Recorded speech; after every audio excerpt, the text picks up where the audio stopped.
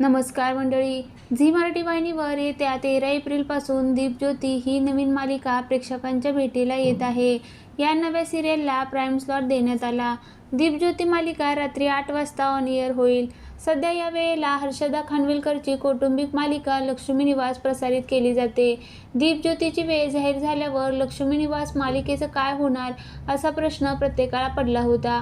अखेर या सगळ्या प्रश्नांची उत्तरं प्रेक्षकांना झी मराठीने नुकत्याच शेअर केलेल्या प्रोमोतून मिळाली. लक्ष्मी निवास आणि सावळ्याची जणू सावली या दोन लोकप्रिय मालिकांच्या वेळेत बदल करण्यात आला आहे. सुरुवातीला या मालिका सायंकाळी दाखवल्या जातील असा प्रेक्षकांचा समज होता, पण यामध्ये झी मराठीने एक मोठा ट्विस्ट आणला आहे. झी मराठीवर आता आपली दुपार हा नवीन सेगमेंट सुरू होणार आहे. त्यामुळे लक्ष्मी निवास आणि सावळ्याची जणू सावली या दोन्ही मालिका आता दुपारी प्रसारित केल्या जातील. वाहिनीवर 13 एप्रिलपासून दुपारचं सत्र सुरू होणार आहे. लक्ष्मी निवास मालिका आता दुपारी 1:30 ते 2:30 अशी 1 तास प्रसारित केली जाईल.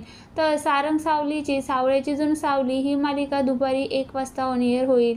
या दोन्ही मालिकांची वेळ बदलल्यावर प्रेक्षक आता याला कसा प्रतिसाद देतात हे पाहणं महत्त्वाचं ठरणार आहे. हे बदल 13 एप्रिलपासून लागू होतील. दरम्यान दीपज्योती या नव्या मालिकेबद्दल सांगायचं झालं तर यामध्ये शिवा फेम, पूर्वा कौशिक आणि पारू फेम अभिनेता प्रसाद जवादे प्रमुख भूमिका साकारणार आहे. याशिवाय यामध्ये ज्येष्ठ अभिनेते गिरीश ओक सुद्धा झळकणार आहेत.